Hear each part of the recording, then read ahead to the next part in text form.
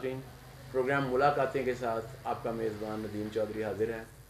और जैसा कि इस प्रोग्राम के नाम से ज़ाहिर होता है कि इसमें हम आपकी मुलाकात ऐसी शख्सियात के साथ करवाते हैं जिनके बारे में आप जानना चाहते हैं, जिनको आप देखना चाहते हैं, जिनसे आप मिलना चाहते हैं। तो आज हमने आपकी मुलाकात के लिए जो शख्सियत हमारे साथ मौजूद हैं, किसी तारुफ के मोहताज नहीं, पिछले 3 अशरों से शोबिज़ की दुनिया पे हुक्मरानी कर रहे हैं और बहुत खूबसूरत राइटर, डायरेक्टर और बहुत ही अच्छी पर्सनैलिटी के मालिक, जी हाँ, थिएटर की दुनिया के बेताज बादशाह जनाब डॉक्टर अजमल मलिक आज हमारे साथ मौजूद हैं। अस्सलाम वालेकुम। वालेकुम अस्सलाम जनाब। थिएटर की दुनिया का बेताज बादशाह कह दिया नदीम सलीम साहब ने।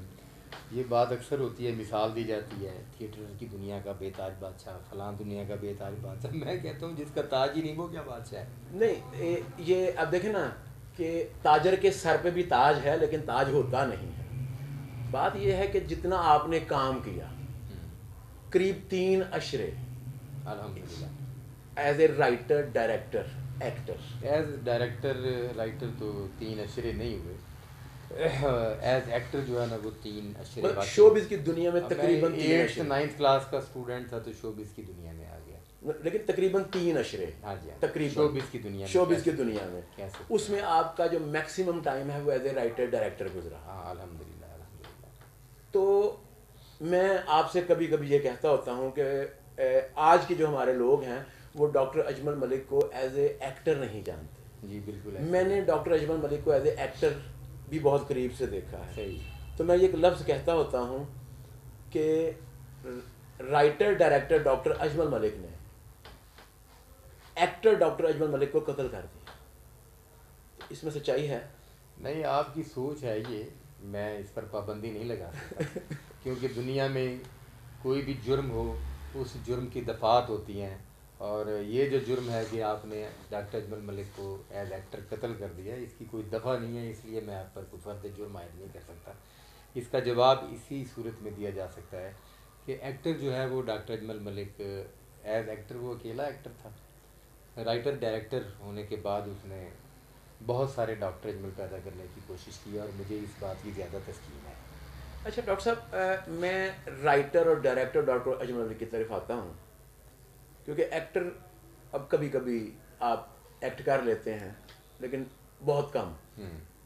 एज ए राइटर डायरेक्टर हमने आज तक जो देखा है कि हमारी जो जितने भी शोबे हैं उनके बड़ों के बारे में ये कहा जाता है कि वो बे औलाद मर गए। जी ठीक है, तो क्या आपने भी कोई औलाद पैदा की इस फील्ड में अपने शोबे में, या कि हर पहलवान की तरह, हर शोबे के हैवी वेट की तरह आप अपने पीछे कोई नहीं छोड़ के जा रहे वली अहद अपना? देखिए जी, बात ये है कि ये वाहिद शोबा है जिसमें आप ये डिपेंड नहीं कर सकते कि आप अपनी औलाद को भी इस फील्ड में लाएंगे तो वो नाम मकाम बनाएंगे। और ज़रूरी नहीं है कि जो टैलेंट या जो जरासीम आप में पाए जाते हैं इस हवाले से वो आपकी औलाद में भी हो। मैं इस चीज़ का कायल हूँ कि स्पेशली औलाद के हवाले से उनका जहन जिस तरफ काम करता है आप उनको उस शोबे में सपोर्ट करें। बाकी रह गई बात इस मैं शोबे प्रोफेशनल औलाद की बात कर मैं रहा हूँ। प्रोफेशनल उसी तरफ आ रहा हूँ जिस तरफ आपका सवाल है। आगे जाकर आपने मेरी औलाद के बारे में भी ऐसा सवाल करना तो मैं पहले ही जवाब तो बाकी जो शोबिज़ की दुनिया में, थिएटर की दुनिया में काम करने वाले इस वक्त जो नौजवान फ़नकार हैं जो पिछले 5-10 साल में 15 साल में मार्केट में आए हैं और अपना काफ़ी नाम मकाम बना चुके हैं, उनमें 70% जो हैं वो अल्हम्दुलिल्लाह डॉक्टर अजमल मलिक के हाथों के लगाए हुए पौधे हैं जो लाहौर में राज कर रहे हैं। उनमें कुछ बाकायदा शागिर्द हैं, कुछ बिलवास्ता शागिर्द हैं, जिन्होंने मतलब कोई असद मुखड़ा है तो वो मुखड़ा साहब हमारे एक एक्टर हैं उनका शागिर्द है, मगर काम उसने मेरे पास ज़्यादा किया है, काम मेरे पास सीखा है। आज वो एक मजबूत तनावर दरख्त है तो वो हमारे हाथों का लगाया हुआ पौधा है। वसीम पुन्नू है, साकी खान है, अपना आप मुख्तार चंद साहब को कह सकते हैं, सीनियर फ़नकार है मगर मेरे साथ उसने ज़्यादा काम किया है और अल्हम्दुलिल्लाह वो कहता है कि मैंने जो कुछ डॉक्टर अजमल से सीख कर आगे लेकर आए हूँ। वाजिद ख़ान है, आमिर सोना है, ویسے تو ہمارے بہت پیارے پیارے سینئر دوست ہیں، نواز انجم صاحب ہیں، شاہد خان ہے، اکرم اداس صاحب ہیں، اپنا بہت سارے اس وقت عمران چوکی نام میرے ذہن میں نہیں آ رہے، رضی خان، ٹھیک ہے نا جی، چاند برال، ببو رانا صاحب، یہ وہ ایک کلاس ہے جس کو ہم آہستہ آہستہ لاہور میں لے کر آئے اور لاہور میں سپورٹ کیا، اور لاہور میں کے تھیٹروں میں وہ ایک کلاس اس وقت جو ہے وہ بزی ہے، جس کو جو ہمارے ذریعے آئی ہے، جنہوں نے ہمارے ساتھ دماغ ملایا، یہ سارے ٹیلنٹڈ فنکار ہیں، یہ سارے شاگردوں میں ہیں، یہ سب اللہ ان کو زندگی دے تو ہم فیلڈ سے نکل جاتے ہیں یا سر پر آ جاتی ہے موت، زندگی تو برحق ہے۔ یہ وہ لوگ ہیں جو مطلب ہمارا نام ہے، جنہیں کبھی بھی جہاں بھی بیٹھیں گے، وہ جہاں بھی ڈسکس ہوں گے، ہم ان کے بغیر ادھورے ہیں، وہ ہمارے بغیر ادھورے ہیں۔ ڈاکٹر صاحب ایک بہت الزام آتا ہے تھیٹر پہ، میں نے جس کے ساتھ بھی انٹرویو میں بات کی، سوال کیا کہ جی تھیٹر پہ اسکرپٹ ختم ہو گیا۔ جی آپ چونکہ رائٹر ہیں تو الحمدللہ۔ اس حوالے سے آپ مطلب ہمارے ناظرین کو بتائیں گے کہ یہ تھیٹر پہ کیا واقعی اسکرپٹ ختم ہو گیا ہے یا یہ صرف باتیں ہیں؟ آپ نے لفظ سنا ہے کہ تھیٹر ختم ہو گیا ہے؟ یہ بھی سنا ہے۔ یہ بات زبان زد عام ہے ڈرامہ دیکھنے والوں، ڈرامہ دیکھنے والے اکثر لوگ کہتے ہیں کہ ڈرامہ تھیٹر ہی ختم ہو گیا۔ تھیٹر ختم نہیں ہوتا، ہمیشہ کہانی ختم ہوتی ہے، کردار ختم ہوتا ہے، اسکرپٹ ختم ہوتے ہیں، اس کے بعد آٹومیٹکلی ڈرامہ ختم ہو جاتا ہے، ڈرامہ ختم ہوتا ہے تو تھیٹر ختم ہو جاتا ہے۔ میں آپ کی اس بات سے اتفاق کرتا ہوں کہ بہت سارے ایسے لوگ اس شعبے میں آ گئے ہیں جن کا بیسیکلی اس شعبے سے کوئی تعلق نہیں ہے، وہ زبردستی یہ تلے ہوئے ہیں کہ جی ہمیں چاہے کسی بات کی سمجھ نہیں ہے، ہم اس شعبے کے لوگ نہیں ہیں، مگر اس شعبے کا حصہ بننا ہے، تو وہ زبردستی کے جو لوگ اس شعبے کا حصہ بن گئے ہیں تو ان کو نہیں پتہ اسکرپٹ کیا ہوتا ہے، ان کو نہیں پتہ ڈرامہ کیا ہوتا ہے، ان کو نہیں پتہ کہانی، ایکٹر، کاسٹنگ، یہ کیا پرابلم ہے۔ جن لوگوں کو ان ساری چیزوں کا پتہ نہیں ہوتا وہ پیسے کے بل بوتے پر فیلڈ میں آ گئے ہیں، اور اس وجہ سے کہانی بھی دور ہو گئی ہے، یہ حقیقت ہے، اور اس وجہ سے ڈرامہ ختم ہو گیا ہے۔ لیکن چند ایک تھیٹر ہیں، میں یہ سمجھتا ہوں کہ لاہور میں 2-3 تھیٹر ہیں جن میں سے ایک شالیمار تھیٹر ہے جہاں باقاعدہ ڈرامہ ہوتا ہے، آج بھی ڈرامہ ہوتا ہے۔ یوں تو ہماری آپس میں پروفیشنل جیلسی بہت زیادہ ہے، ہم ایک دوسرے کو مانتے نہیں ہیں، ڈرامے کی ناکامی کی دوسری وجہ یہ ہے کہ ہم ایک دوسرے کو مانتے نہیں ہیں، ایک دوسرے کے اچھے کام کو تسلیم نہیں کرتے۔ اگر مثال کے طور پر شالیمار میں اچھا کام کر رہا ہے تو تمثیل والے اس کو نہیں مانتے، تمثیل میں اچھا کام ہو رہا ہے، معذرت کے ساتھ میں تو سچ باتیں کروں گا، تو اس کو الفلاح والے نہیں مانتے۔ اور حالانکہ یہی 2-3 تھیٹر جن کا میں نے نام لیا ہے، یہاں آج بھی باقاعدہ ڈرامہ ہوتا ہے، آج بھی ان 3-4 تھیٹروں کے درمیان کمپٹیشن ہوتا ہے، آج بھی یہاں کوشش کی جاتی ہے کہ سٹوری جو ہے وہ آپ نے ابھی جو بات کی کہ جی اسکرپٹ جو ہے وہ واقعی چاہے کچھ لوگوں کی وجہ سے ختم ہوا، تو کیا نئے لوگ ایز اے رائٹر مطلب آپ لوگوں کی ذمہ داری نہیں ہے کہ آپ نئے لوگوں کو بھی چانس دیں کہ وہ نئے آئیڈیاز کے ساتھ آئیں فیلڈ میں؟ بھائی ہم تو جو ہے نا وہ انتظار میں بیٹھے ہیں ندیم صاحب، اچھا ٹیلنٹ آج بھی میں جب اپنی ریہرسل کھڑی کرتا ہوں تو مجھے لڑکے جو ہیں ریہرسل کے دوران میں کو اچھا مشورہ دیتے ہیں کہ ڈاکٹر صاحب ہماری اسٹوری میں یہاں پر آ کر تھوڑا سا اس طرح ہو جائے، تو میں اس بات کا برا نہیں مناتا، میں ہر اچھی بات کو جو ہے نا وہ پکڑتا ہوں اور اسے اپنے ڈرامے کا حصہ بناتا ہوں، ہر اچھی سوچ کو کے ساتھ اپنی سوچ ملا کر چلنے کی کوشش کرتا ہوں کہ ہم زندہ رہیں، ڈرامہ زندہ رہے، اور یہ جو ڈرامے پر الزام ہے کہ ڈرامہ وہ نہیں رہا، ڈرامے میں فحاشی ہو رہی ہے، ڈرامے میں صرف ڈانس ہو رہا ہے، تاکہ یہ الزام کسی حد تک دھل جائے، مگر ہوتا یہ ہے کہ نیا ٹیلنٹ جو آتا ہے اس کو ہم تک پہنچنے نہیں دیا جاتا، پیسے والا جو آتا ہے اس کی پوجا کی جاتی ہے کیونکہ وہ انویسٹر ہے، اور انویسٹر کو غلط مشورہ بھی دے رہا ہے تو وہ کہتے ہیں جی اس پر عمل کریں، تو وہ کوئی ٹیلنٹ تو نہیں ہے، وہ تو زبردستی ہے۔ ایک بندہ آیا اس نے پیسہ لگا دیا، اس کی سوچ ہے کہ یار اینج ہونا چاہیے چاہے وہ غلط ہے، مطلب یہ ہے کہ لوگ اس کی سوچ کو عملی جامہ پہنانے کے لیے اس کے پیچھے چل پڑے ہیں تو غلط ہی ہوگا۔ صحیح۔ تو ہمارے پاس آئے نیا ٹیلنٹ آئے، میں تو آپ بھی اس بات سے واقف ہیں، اس بات کی تصدیق کریں گے، اور تھیٹر کی دنیا کے بہت سارے لوگ اس بات کی تصدیق کرتے ہیں کہ نئے ٹیلنٹ کو جتنا ڈاکٹر اجمل ملک سپورٹ کرتا ہے کوئی نہیں کرتا آج کے دور میں۔ اچھا ڈاکٹر صاحب میں اپنے پہلے سوال کی طرف واپس جاؤں گا جی جو تھا وراثت کے حوالے تو سے. واپس بڑے جاتے ہیں. ٹھیک ہے. نکل آئے کرو پرانے نہیں لیکن وہ نا اصل میں کچھ لوگ مطلب ہمارے ناظرین کو وہ قصہ آپ کی زبان سے سنوانا چاہتا ہوں کہ آپ کے استاد نے جی جی آپ کو اپنا وارث بنایا. جی تو وہ ایک مطلب یہ لوگوں کے لیے ایک بڑی جو ہے نا مفید انفارمیشن ہوگی کہ با نصیب اور بے ضروری نہیں کہ اولاد ہی وارث بنے. تو وہ آپ کا جو وراثت کی جب وہ پگ پہنائی گئی تو وہ واقعہ میں چاہتا ہوں کہ آپ ہمارے ناظرین کے ساتھ خود شیئر کریں.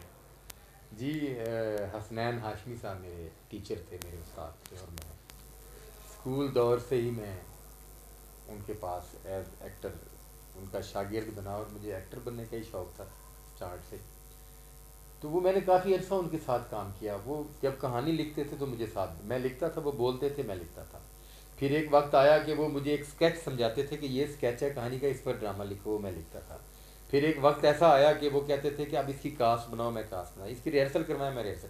فائنل ریہرسل پر وہ آ کر چیک کرتے تھے کہ ڈرامہ کیا ہے, اس میں کوئی تبدیلیاں کرنی ہیں تو کراتے تھے. انہوں نے ایک باپ کی طرح میری تربیت کی, اور ایک اچھے ٹیچر کی طرح مجھے 10 سال انہوں نے اپنے ساتھ ایز ایکٹر کام کرایا, ایز اسسٹنٹ ڈائریکٹر کام کرایا, ایز رائٹر کام کرایا. اور مجھے دنیا داری مطلب کہ آرٹس کونسل ہے, ڈی سی آفس ہے, ہوم ڈپارٹمنٹ ہے, میڈیا ہے, دوسرے ان سے کیا نمٹنا ہے, ایک پوری میری ایک تربیت ان کا پیچھے پورا ہاتھ ہے. تو اتفاق ہے وہ جب ان کا انتقال ہوا تو اس سے ایک دن پہلے رات کو ہی ان کے, میں نام نہیں لوں گا, 20-25 آرٹسٹ ان کو پتہ کرنے کے لیے آئے تھے, وہ حج کر کے واپس آئے, اور وہ ان کے شاگردوں میں سے تھے, اور ان میں سے کئی لوگ پاکستان کے آج بھی کلاس کے ایکٹر ہیں.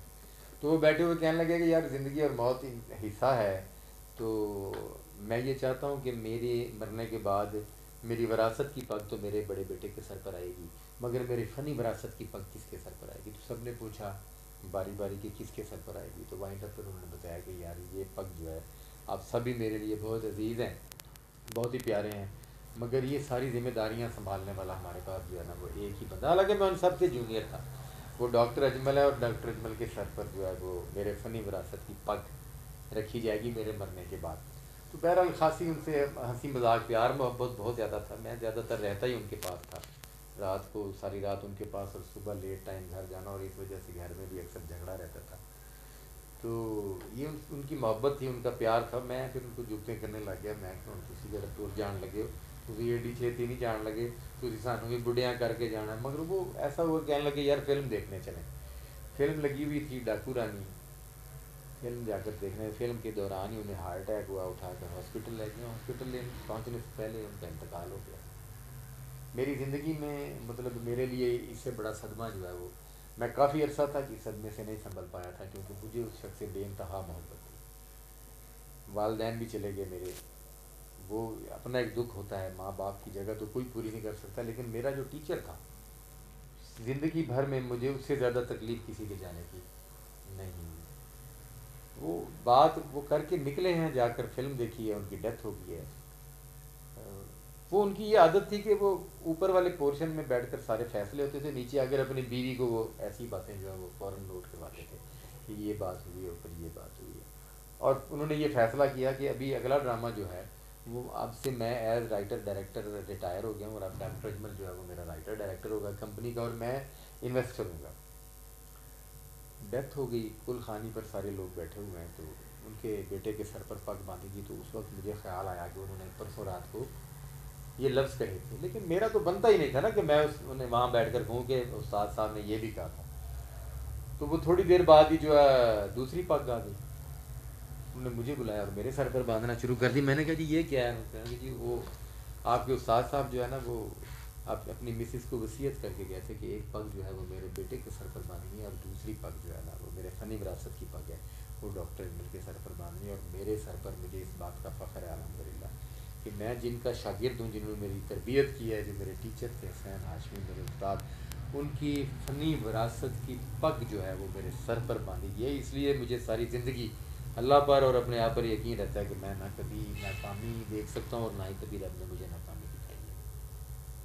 اچھا ڈاکٹر صاحب, کیا آپ سمجھتے ہیں کہ آپ نے اس پگ کا حق ادا کر دیا؟ نہیں, بالکل نہیں. میں نے میڈیکل کرنے کے بعد جو ہے وہ اس شعبے کو چھوڑ کر میں اس شعبے میں آ گیا ہوں. شوبز کی دنیا میں سب لوگ جانتے ہیں میں بیسیکلی شوبز کا آدمی ہوں. 24 آور میں تو اپنی فیملی کو بھی باولپور چھوڑ کر پچھلے 13-14 سال سے لاہور میں دن رات کام کر رہا ہوں, اور بہت کام کر رہا ہوں الحمدللہ. آپ کے سامنے سونے کا ٹائم بھی بہت کم ملتا ہے, مگر میں آج تک یہ سمجھتا ہوں کہ میں شاید اس وقت کا ابھی تک جو ہے وہ حق ادا نہیں کر سکتا. مجھے ابھی بہت کچھ کرنا ہے الحمدللہ. زندگی کی دعا مانگتا ہوں, تو میں نے بہت کچھ کرنا ہے. پہلا ڈرامہ جو آپ نے کیا ایز اے رائٹر ڈائریکٹر, ذرا اس کے بارے میں کچھ یادیں, پہلا کہ وہ ڈرامہ کیسے ہوا اور پھر وہ کتنا چلا. ہاں جی, ویری فرسٹ پلے. اور وہ ڈاکٹر صاحب جو آپ نے اپنے استاد سے ایک دفعہ ناراضگی بھی دکھائی کہ میرا نام نہیں لکھا جاتا. وہ میں مذاق کرتا تھا ان سے.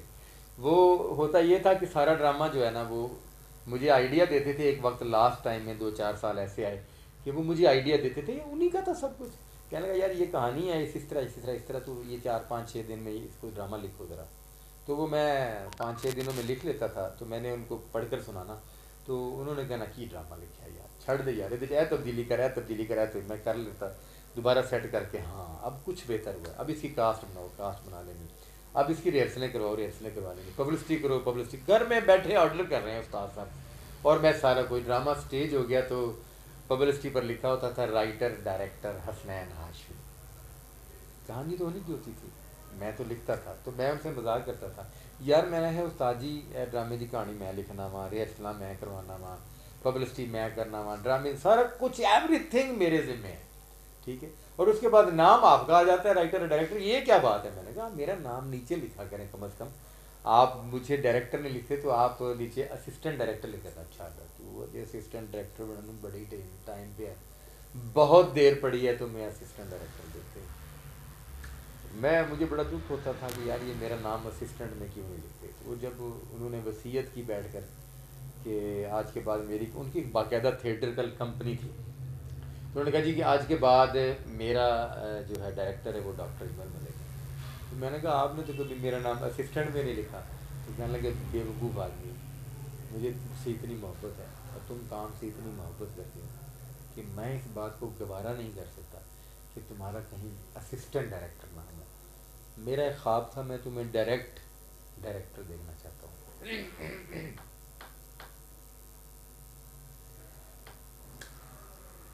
نہیں دیکھ سکتے وہ دیکھ نہیں دیکھے.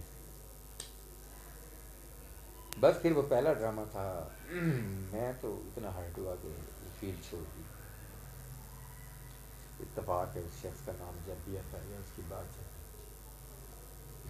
میں کبھی ایسا نہیں ہوا, وہ ان کو میں برداشت نہیں کر سکتا. وہ ہاشمی صاحب کی مسز نے مجھے 6 مہینے بعد بلایا. 6 مہینے میں نے تھیٹر نہیں کیا.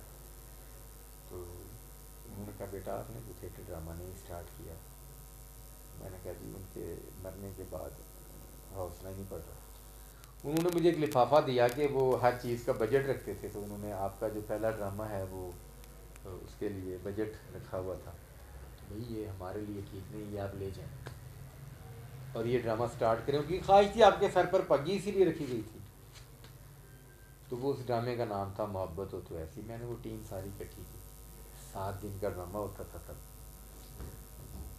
وہ محبت ہو تو ایسی ڈرامہ جو ہے نا وہ 7 دن کے لیے ہم نے رشیدی آڈیٹوریم آرٹس کونسل کا ہال ہے باولپور میں, وہ وہاں سے سٹارٹ کیا. تو وہ 3 مہینے بعد 3 مہینے مطلب ڈرامہ 3 مہینے 7 دن کے لیے ڈرامہ سٹیج کیا. تو 3 مہینے وہ ڈرامہ وہاں پر چلا. یعنی پہلا ڈرامہ میرا ایز رائٹر ڈائریکٹر جو ہے وہ 3 مہینے تک چلا. یہ مطلب ان کی دعائیں تھیں, ان کی پروڈکشن تھی. وہ اسکرپٹ کہانی میں نے ان کو سنائی تھی کہ میری یہ کہانی ہے, میں نے یہ کرنا ہے. اس نے کہا بڑا پرفیکٹ ہے, اور لائف میں پہلی مرتبہ انہوں نے کہا کہ بڑا پرفیکٹ ہے. اس سے پہلے اتنے اسکرپٹ اتنی کہانیاں لکھی تو وہ مذاق کرتے تھے. اچھا اب تم نے اپنی طرف سے کیا نام ہے دیوداس لکھ دی ہوگی. میں نے کہا دیوداس ہی ہے نا, دیوداس سے تیری نظر ہے, یہ تو محنت کر کچا ہے ڈرامہ بھی سپر ہٹ چلے جانا. میں نے کوئی کہانی لکھنی تو ماشاء اللہ اپنے لوگ چوڑیاں لے کے لے, چوڑیاں ان دنوں تازہ تازہ محنت کروا رہے تھے. ہاں وہ مطلب انہوں نے کبھی اپریشیٹ نہیں کیا تھا, اور وہ اس کہانی کے لیے انہوں نے کہا یار پرفیکٹ. بہت میں مطلب یہ ہے کہ وہ رائٹر ڈائریکٹر ہوا کرتے تھے اور میں اس میں ان کے ڈراموں میں مین رول کیا کرتا تھا. اور ایسا بھی ہوا کہ پنجاب ڈرامہ فیسٹیول ہوئے, پنجاب ڈرامہ فیسٹیولز میں ڈرامے گئے, ڈرامہ پہلے نمبر پہ آ گیا, اور پنجاب ڈرامہ فیسٹیول میں بہترین ایکٹر کا ایوارڈ ڈاکٹر اجمل لے رہا ہے. تو تب بھی اس نے مجھے نہیں مانا تھا. میں ایوارڈ لے کر آتا ہوں گھر تو مجھے کہتے ہیں مینو ایوارڈ وکھائیں گا, مینو کہیں گا کہ میں ہوں بیٹھ کے کھاواں بلے بلے بابا کیا بات ہے, لوگوں نے مان لیا کوئی ایڈا بڑا کارنامہ بیٹا تو انجام نہیں دیتا. تو وہ اس وقت تکلیف ہوتی تھی, لیکن آج بیٹھ کر فیل ہوتا ہے کہ وہ ٹھیک کرتے تھے. اس سے محنت کرنے کے لیے زیادہ جذبہ کہ یار بندہ کدوں منے گا, اس کو منانے کے لیے اور محنت اور محنت اور محنت اور محنت. اور وہ پہلا ڈرامہ تھا محبت ہو تو ایسی, وہ اس طرح ہوا, آپ چاہ رہے تھے کہ وہ ڈرامہ کرے کیسے. پھر اس کے بعد وہ محبت ہو تو ایسی کے بعد آج تک یہ کرونا کی وجہ سے ہی گھر بیٹھ گئے, ادروائز میرا ایک دن بھی اسٹیج کی دنیا میں لڑکا سا تھا اس وقت 1999 میں وہ ڈرامہ ہوا تھا محبت ہو تو ایسی, میں کالج اسٹوڈنٹ تھا. تو آج تک ایک دن بھی میرا فارغ نہیں رہا, بلکہ ایسا ہوا کہ ایک وقت میں 4 جگہ پر ڈرامہ کر رہا ہوں آپ کے سامنے ہی. اور سب پہلا ڈرامہ محبت ہو تو ایسی, اس بعد پھر محبتاں والے پاسے چل پے تو پھر کنیاں کو کیتیاں. محبت تو بہت کی ہے, اپنے والدین سے کی ہے, ماں باپ سے, استاد سے محبت کی, باپ سے محبت کی, والدہ سے محبت کی, بہن بھائیوں سے محبت کی, بیوی سے محبت کی, بچوں سے محبت کی, اور پھر دنیا میں ہر وہ لوگ جنہوں نے مجھ سے محبت کی میں نے ان سے محبت کی. محبت کا جواب محبت میں دیا ہے, محبت کا جواب کبھی نفرت میں نہیں دیا ہے. نہیں, میں دوسری محبت کی, کیونکہ شو بز کی محبتیں بڑی مشہور ہیں. اچھا جی, تواڈے نال بھی کدی یہو جہا اتفاق ہوا؟ آپ کہہ رہے ہیں کہ میں دوسری محبت کی بات کر رہا ہوں, میں یہ کہتا ہوں کہ دوسری محبت کبھی ہوتی نہیں. نہیں, پہلی محبت آپ کا کام اور آپ کا استاد تھا. ہاں جی بالکل الحمد. شو بز میں چونکہ آپ لوگوں کا آپس میں انٹریکشن بہت زیادہ ہوتا ہے, ہاں انوالومنٹ ہوتی ہے, مطلب ہوتی ہے. بہت زیادہ انوالومنٹ ہو جاتی ہے. تو کبھی آپ کی دلی انوالومنٹ بھی ہوئی؟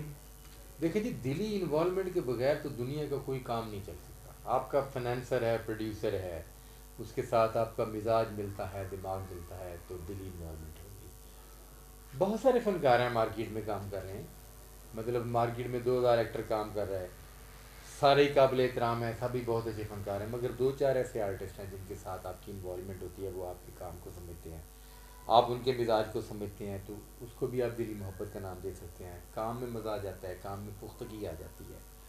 اور بہت سارے ساتھی دوست ایسے ہیں جن سے محبت ہے, بہت سارے ہے کیا کہتے ہیں ڈرامہ دیکھنے والے لوگ ایسے ہیں جن سے محبت ہے. آپ کس محبت کی؟ میں تو بات کر رہا ہوں ڈرامہ کرنے والی. اچھا جی. کوئی ایسی شخصیت ملی ہو کہ جس سے واقعی آپ کا دل لگ گیا کہ یار she should be the part of life. ایک تو آپ شی کی طرف آ گئے. ہاں جی, میں شی کی طرف آ گیا ہوں. دیکھیں بات یہ ہے کہ آرٹسٹ جو ہوتا ہے وہ مزاجن رومانٹک ہوتا ہے, مطلب رومانس ضروری ہے, میں یہ سمجھتا ہوں. آرٹسٹ جو ہے وہ مزاجن رومانٹک ہوتا ہے, اور رومانس جو ہے وہ مطلب آرٹسٹ کو جو ہے خاص طور پر رائٹر یا ڈائریکٹر ہے, اس کی کہانیوں میں, اس کے لفظوں میں, اس کے جملوں میں وہ طاقت پیدا کرتا ہے جو عام طور پر روکھا آدمی ان میں طاقت پیدا نہیں کر سکتا. مگر رومانس میں بھی اور دوستی میں بھی, محبت میں بھی قدروں کا, عزتوں کا, مطلب ان چیزوں کا خیال رکھنا بہت ضروری ہے, اور ڈاکٹر اجمل ملک نے ہمیشہ ان چیزوں پر خیال رکھا ہے. ڈاکٹر صاحب چلے میں اس سائڈ سے ایک طرف ہو جاتا ہوں. پچھلے کچھ عرصے سے, جی جی, مطلب کچھ 13-14 سال سے میں بھی آپ کو دیکھ رہا ہوں, جی لیکن پچھلے کچھ عرصے سے, ہاں جی, مطلب 1 or 2 ایئرس جی سے آپ اکثر کنٹروورسیز کا حصہ بن رہے ہیں. صحیح. اس کی کیا ریزن ہے؟ پہلے والا ڈاکٹر اجمل ملک کسی کنٹروورسی کا حصہ نہیں ہوتا تھا, لیکن یہ پچھلے 1-2 سال میں ایسا کیا ہوا کہ ڈاکٹر اجمل ملک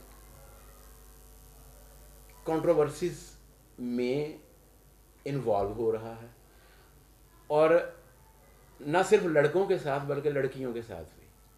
تو اس کی کیا کوئی خاص ریزن ہے کہ مطلب جینیٹیکل چینج آ گئی ہے کوئی؟ نہیں, خاص طور پر لڑکوں کے ساتھ اور لڑکیوں کے ساتھ کو ذرا کلیئر کر دیں تھوڑا سا. دیکھیں مطلب میں میڈیا کے حوالے سے چلے، میں 2 کیسز آپ کے کافی شہرت پائی انہوں نے، صحیح، جس میں آپ کے اوپر کچھ الزامات لگے جی جی، جو کہ اس سے پہلے کبھی نہیں لگے تھے، یہ پچھلے 2-3 سال میں. اسی طرح میں آپ کی بات کو سمجھ گیا ہوں. جی میں آپ کو بتاتا ہوں. صورتحال یہ ہے کہ آپ کہہ رہے ہیں کہ بھی میں اتنے عرصے سے جانتا ہوں، کبھی کچھ ایسا نہیں ہوا. پچھلے 2 سالوں میں یہ 2-3 جو ہے وہ کیسز ہوئے ہیں، میں ایکسیپٹ کرتا ہوں ہوئے ہیں. میں نے اسی لیے بات کی کہ چونکہ وہ میڈیا میں آ چکے ہیں، ہاں، تو میں اس لیے میں چاہتا ہوں کہ ہماری پبلک کو پتہ چلے کہ یہ ایسا کیا. دیکھیں جی، پہلا ایک وقوع ہوا تھا، اس خاتون کا نام جو ہے وہ میرے ذہن میں نہیں آیا. چلے میں بتاؤں گا بھی نہیں. اس کو مزید شہرت دینا چاہتے ہیں، شہرت دینے کے لیے، کیونکہ یہ سب کچھ کیا ہی شہرت حاصل کرنے کے لیے. ٹھیک ہو گیا. ٹھیک ہے جی. اب صورتحال یہ ہے کہ پھر وہ کچھ خواتین ناراض ہو جائیں گی، مگر سچ کہنا پڑتا ہے. آج سے کچھ عرصہ پہلے تک آرٹسٹ جو ہے وہ فیمیل آرٹسٹ اسپیشلی وہ اپنے ٹیلنٹ کے بل بوتے پر آتی تھی. ہمیں بھی ضرورت ہوتی تھی فیمیل آرٹسٹوں کی، کمی تھی، مگر فیمیل پھر بھی اس کے باوجود ہم فیمیل آرٹسٹ کو اس کو oblige کرتے تھے، جس میں کچھ ٹیلنٹ ہے ہم اس پر محنت کرتے تھے. اور ایسی کئی مثالیں آپ کے سامنے ہیں، جتنے بھی سپر ہٹ فنکار آئے ہیں ان کے پیچھے بڑی محنت ہے. اب جیسے جیسے سوشل میڈیا آیا، مطلب یوٹیوب میڈیا، یہ فیس بک، دوسرے تیسرے، لوگوں نے کام کی بجائے ایشوز سے شہرت حاصل کرنے کی کوشش کی ہے. اب ایشوز سے جو ہے شہرت حاصل کرنے کے لیے کوئی نہ کوئی ایسا بندہ چاہیے ہوتا ہے کہ جس کے بارے میں لوگ اگر کوئی نیگیٹو بات جائے تو اس میں انٹرسٹ لیں، اور اس میں انٹرسٹ لینے سے آٹومیٹکلی وہ گمنام آدمی ساتھ ہٹ ہو جاتا ہے. تو وہ خاتون، اب دوسری بات یہ ہے کہ اب یہ بھی نیا پرابلم ہو گیا ہے کہ خاتون فیلڈ میں آتی ہے، وہ کہتی ہے میں پیسے بھی لگاتی ہوں، مجھے ہٹ کرایا جائے، میں پیسہ بھی لگاتی ہوں، اور باقی کی بھی میں آپ کی ڈیمانڈس پوری کرنے کے لیے تیار ہوں. جس وجہ سے تھیٹروں کے پروڈیوسر اس وقت بدنام ہو چکے ہیں.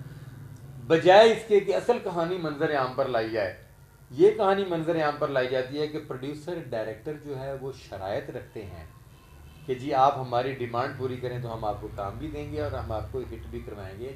جبکہ اصل بات یہ نہیں ہے.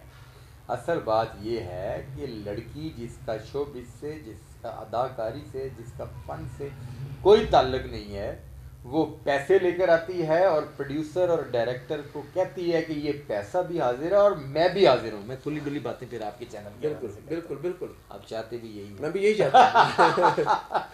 اچھا جی، وہ اب لڑکی جب آ کر، نوجوان لڑکی شوبز کے لوگوں کو اپنی تمام آفرز دیتی ہے، تو اب یہاں پر سارے تو لوگ جو ہے وہ حاجی صاحب نہیں بیٹھے ہوئے. شوبز کی دنیا ہے. اب وہ کہتے ہیں کہ ایک لڑکی پیسے بھی دے رہی ہے اور خود بھی ساتھ اپنے ریلیشن قائم کرنے کے لیے اپنی مرضی سے تیار ہے، تو بھائی پھر کئیوں نے ریلیشن بھی قائم کیے ہیں تو پیسہ بھی کھایا ہے.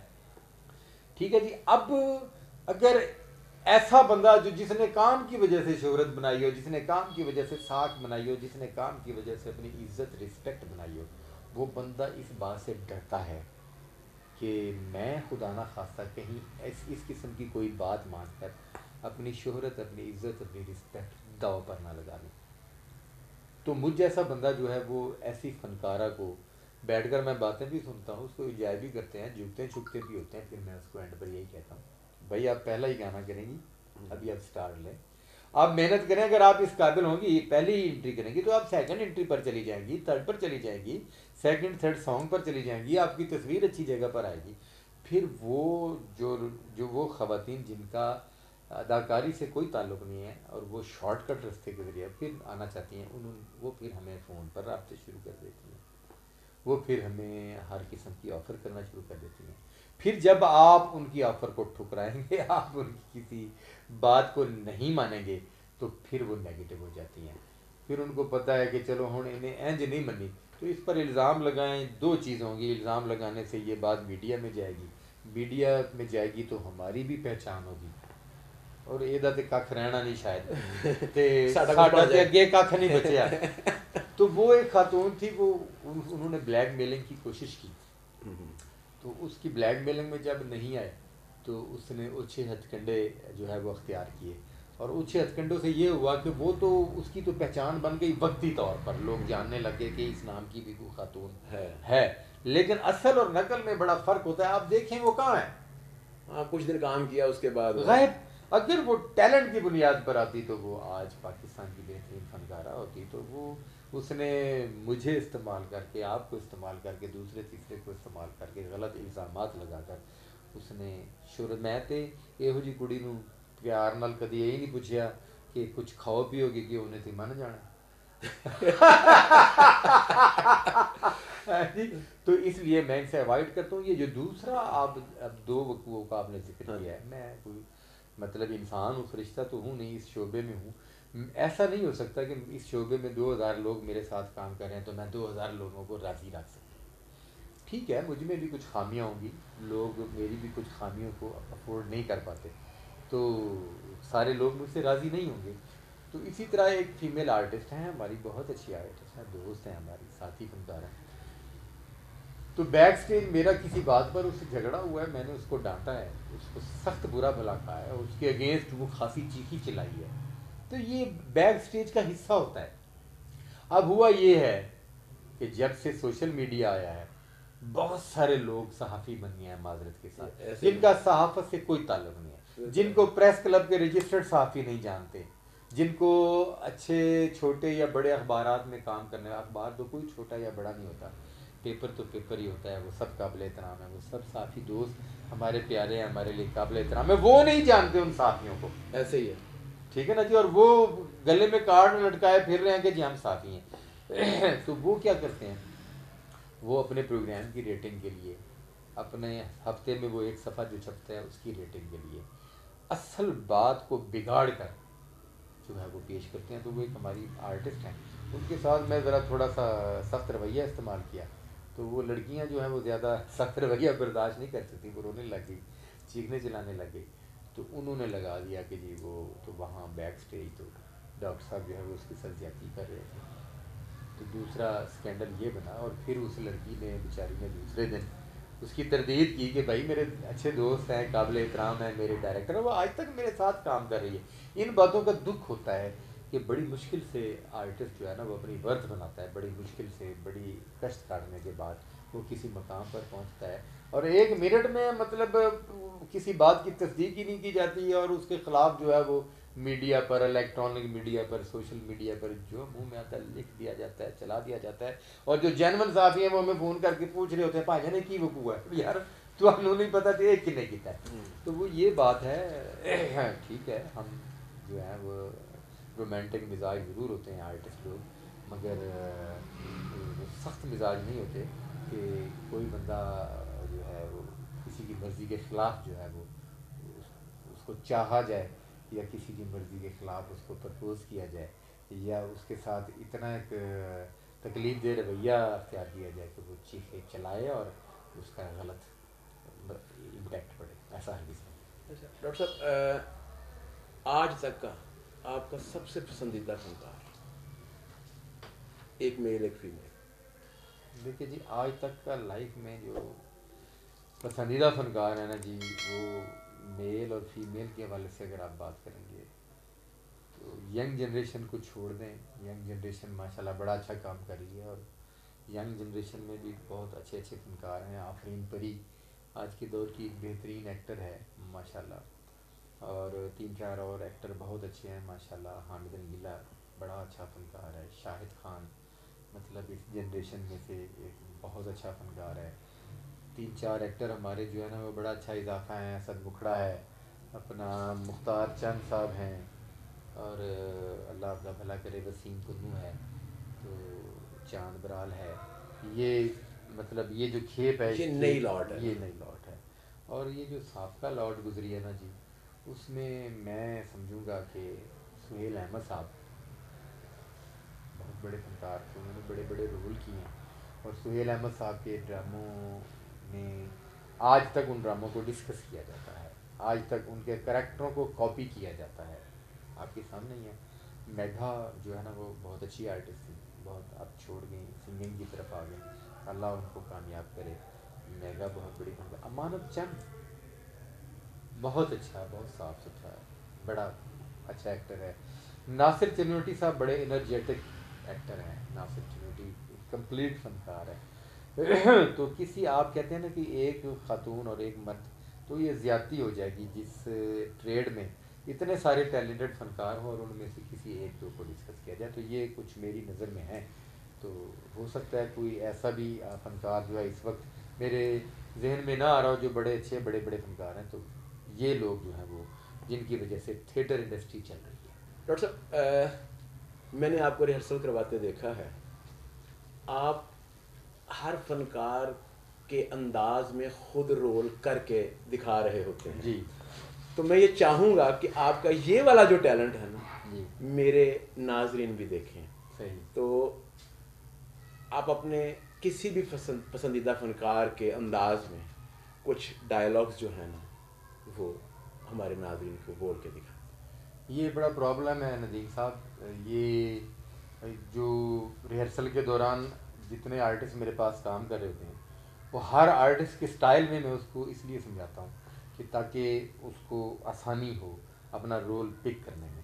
اور ہر آرٹسٹ کا سٹائل میں اس لیے اپنا لیتا ہوں کیونکہ میں خود ایکٹر ہوں. میں نے بڑا عرصہ تھیٹر میں ایکٹ کیا ہے، ٹی وی پر ایکٹ کیا ہے، فلم پر ایکٹ کیا ہے، بعد میں ایز رائٹر ڈائریکٹر ہے، اور ایز رائٹر ڈائریکٹر آنے کے بعد بھی اتنا عرصہ میں مطلب بحیثیت ایکٹر بھی کام کرتا رہا ہوں. تو میں کیونکہ یہ فنکار ہیں میرے اور میرے ساتھ کام کر رہے ہیں، میں ہر ایک کی آرٹسٹ ورک سے واقف ہوں، میں ہر ایک کے سٹائل سے واقف ہوں، میں ہر ایک کے ٹیمپو سے واقف ہوں.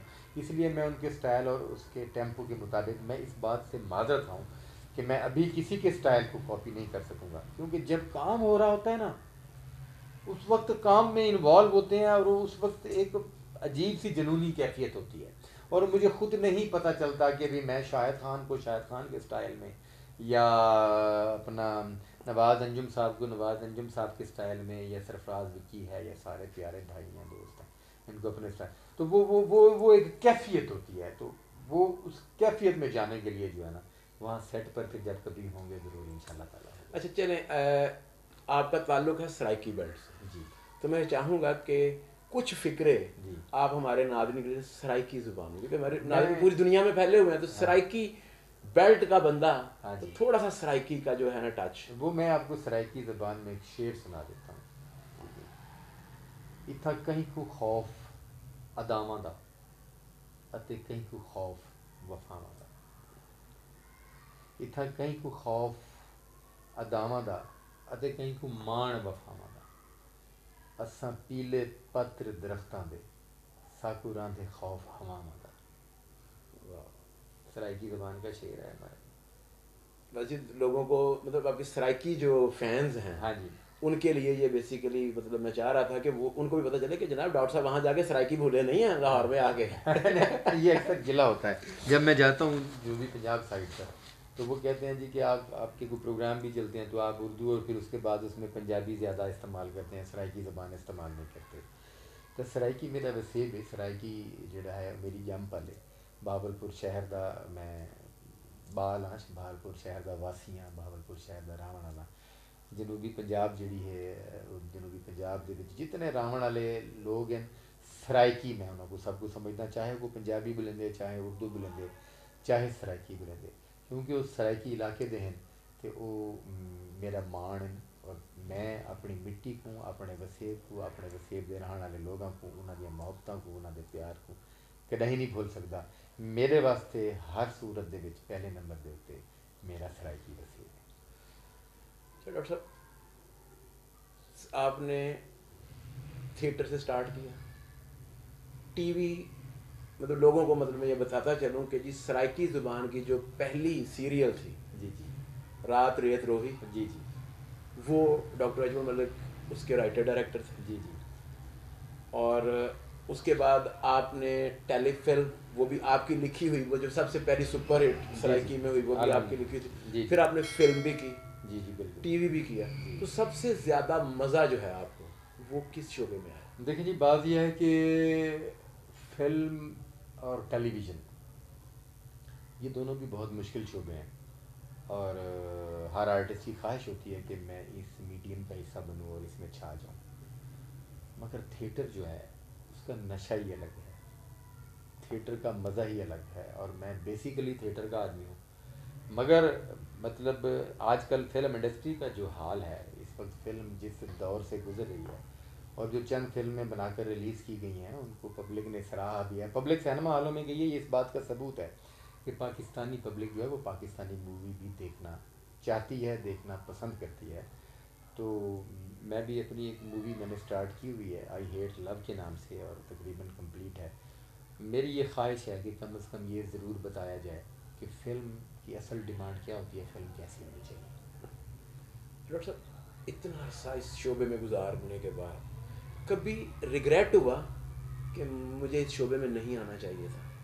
کبھی کوئی ایسا ٹائم آیا کہ جب آپ کو لگا کہ یار یہ میں نہیں, غلط ہو گیا, کبھی ریگریٹ ہوا ہو؟ اگر ایسا ہوتا تو میں اس مزاج کا آدمی ہوں کہ فوراً سب کچھ چھوڑ کر اپنا ٹریک چینج کر لیتا. ایسا کبھی تکلیفیں کس شعبے میں نہیں ہیں, تکلیفیں تو ہر شعبے میں ہیں. مطلب یہ جو خاص طور پر یہ شعبہ ہے اس میں تکلیف کی بات یہ ہے کہ اس کو بہت سارے لوگ لائٹ لیتے ہیں, جبکہ یہ مشکل ترین شعبہ ہے. اس میں مطلب بندے کو بڑی محنت کرنی پڑتی ہے, بڑی قربانیاں دینی پڑتی ہیں, بڑا کچھ چھوڑنا پڑتا ہے. ہم لوگ اسی لاہور شہر کے مطلب فٹ پاتھوں پر پیدل چلے ہیں, بھوکیں برداشت کی ہیں, مطلب اسٹرگل کی ہے, تھیٹروں کے باہر ٹی وی چینلز کے باہر کھڑے ہوئے ہیں, لوگوں کے گھروں میں جا کر ان کو ریکویسٹ کی ہے ہمیں کام دیں, ٹھیک ہے نا جی. تو پھر کام کے معاملے میں آ کر بہت عرصہ جیب سے پیسہ خرچ کیا ہے, پروڈیوسروں کے تھوڑے پیسوں پر گزارا کیا ہے. مطلب میں وہ بندہ تھا, میں بہاول پور شہر میں بیٹھ کر شام کو بیٹھ کر 100-125 پیشنٹ دیکھنے لگ گیا تھا. میں نے اس کو ٹھوکر ماری ہے. میں وہاں جب تھیٹر کی دنیا میں ہٹ ہوا تو میں 4-4 5-5 تھیٹر ایٹ اے ٹائم چلا رہا تھا. وہ سب کچھ چھوڑا ہے میں نے لاہور آ کر تھیٹر کرنے کے لیے. تو جب کچھ لوگ ہمارے بارے میں غلط رائے پاس کرتے ہیں, ہمارے بارے میں باہر نکل کر بڑی غلط اور گھٹیا گفتگو کرتے ہیں, تو اس وقت دکھ ضرور ہوتا ہے. مگر اس دکھ سے ایسا کبھی نہیں ہوا کہ یہ فیصلہ کیا ہوگا یہ شعبہ چھوڑ دینا چاہیے. ان کی اس باتوں سے حوصلہ ملتا ہے کہ ان کو یہ بتانا ہے کہ نہیں, ہم یہ شعبہ چھوڑنے والے نہیں. آپ ہمیں اچھا سمجھیں, آپ ہمیں برا سمجھیں, آپ ہمیں ہال میں بیٹھ کر اپریشیٹ کریں اور ہال سے باہر نکل کر ہمارے بارے میں نازیبا الفاظ استعمال کریں, تب بھی آپ ہمارا حصہ ہیں, ہم آپ کا حصہ ہیں. ہم آپ کو انٹرٹین کرنے کے لیے حاضر ہیں اور ہم کرتے رہیں گے. اچھا, آج کل مطلب یہ میں اب پروگرام کی اینڈنگ کی طرف چلتا ہوں کیونکہ وقت ختم ہونے والا ہے. آج کل ایک وبا کرونا, جی اس جی. کی وجہ سے پوری دنیا میں لاک ڈاؤن پاکستان میں, تو اس سے آپ کے شعبے پہ اور آپ کے مزاج پہ, یہ دو الگ چیزیں ہیں, کیا اثر, کیا فرق پڑا؟ دیکھیں جی, شعبہ ہمارا ہے اسپیشلی سینما ہال اور تھیٹر, جہاں پبلک آتی ہے. اور کرونا کے آنے سے اس شعبے کو تو ٹوٹلی طور پر بند کر دیا گیا, جہاں 4 لوگ اکٹھے ہیں. وہ ہے بھی خطرناک بات, اور ہمیں حکومت کا ساتھ بھی دینا چاہیے, اور ہم دے رہے ہیں. اور سب سے زیادہ متاثر جو ہے وہ فنکار طبقہ ہوا ہے, کیونکہ فنکار کے پاس سیکنڈ آپشن نہیں ہوتا. اس نے ساری زندگی یہی کچھ کیا اور وہ کچھ کر ہی نہیں سکتا. فنکار جو ہیں وہ گھروں میں بیٹھ گئے ہیں, تھیٹروں کو تالے لگ گئے ہیں, گورنمنٹ بھی پریشان ہے. اب کیا کہہ سکتے ہیں, ذہنی طور پر جو ہے وہ فنکار جو ہے وہ سٹک ہو چکے ہیں, اب نارمل ہو چکے ہیں. مطلب اس وقت بڑے پریشان ہیں. ہاں, اتنا گلہ ضرور ہے, یہاں ہم ساتھ دیں گے. لاک ڈاؤن کا ہونا بھی چاہیے ملک سے اس وبا کو ختم ہونے کے لیے. جو حکومتی اقدامات ہیں ان کا ساتھ بھی دینا چاہیے, مگر حکومت کو بھی فنکاروں کا ساتھ دینا چاہیے. فنکاروں کو کچھ سپورٹ کرنا چاہیے, سپورٹ نہیں کیا جا رہا. آرٹسٹ جو ہے وہ بیچارے بھوکوں مر رہے ہیں, اور آرٹسٹوں کے مالی حالات جو ہیں وہ اس قدر خراب ہو چکے ہیں کہ وہ بیان نہیں کر سکتے. تو میری اسپیشلی گزارش ہے کہ ہم بھی متاثر ہوئے ہیں فنکار لوگ, تو فنکاروں کا بھی کوئی پرسان حال نہیں, ان کو پوچھا جائے. کوئی پیکج آنا چاہیے فنکاروں کے لیے. ہاں, پیکج سنتے ہیں کہ جی فلاں پیکج آ گیا, فلاں پیکج آ گیا, مگر اس پر عمل درآمد کرایا جائے. یہ جو سیاسی اعلانات ہیں نا, سیاسی اعلانات کو ختم کر کے ان پر عمل درآمد کیا جائے. نہیں تو یہ فنکار شعبہ جو ہے یہ ذہنی طور پر مر جائے گا. جب تھیٹر اور سنیما ہال آباد ہوں گے, شوٹنگیں ہوں گی, تو یہ اتنے کہ اب نارمل ہو چکے ہوں گے کہ کافی عرصہ تک ان سے کام نہیں ہو سکے گا. میں ان کی سائیکی سے اچھی طرح واقف ہوں. ڈاکٹر صاحب, نئے آنے والوں کے لیے آپ کوئی میسج جو ہے وہ اس شعبے کو جو اڈاپٹ کرنا چاہتے ہوں, کوئی میسج آپ دینا چاہیں؟ دیکھیں جی, میں تو پہلے تو نئے آنے والوں سے پہلے پرانے جانے والوں سے میں گزارش کروں گا کہ ہمارے پاکستان میں بڑے سینئر لوگ جو یونیورسٹی کا درجہ رکھتے ہیں وہ انہوں نے اپنی اپنی اننگ کھیلی اور گھر بیٹھ گئے ہیں. تو اس طرح نہیں ہونا چاہیے. گورنمنٹ کو تو اس بات کا خیال نہیں ہے ہمارے سینئر ایکٹر جو ہیں وہ کوئی انسٹیٹیوٹ کوئی ادارہ فنکاروں کے لیے. آنے والا فنکار جو ہے نا وہ بغیر تربیت کے اسٹیج پر نہ آئے, کیمرے کے سامنے فلم کے لیے یا ٹی وی ڈرامے کے لیے نہ آئے.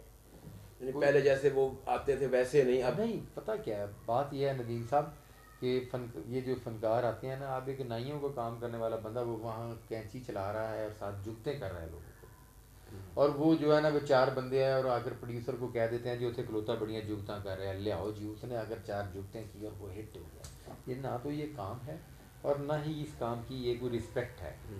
ٹھیک ہے نا جی. مطلب کوئی انسٹیٹیوٹ گورنمنٹ انسٹیٹیوٹ بنائے نا تو اس کے بہت سارے فائدے ہیں. ایک تو وہ بہت سارے سینئر فنکار جو گھروں میں بیٹھ گئے ہیں وہ وہاں ایز استاد ایز ٹیچر ایز انسٹرکٹر کام کریں گے.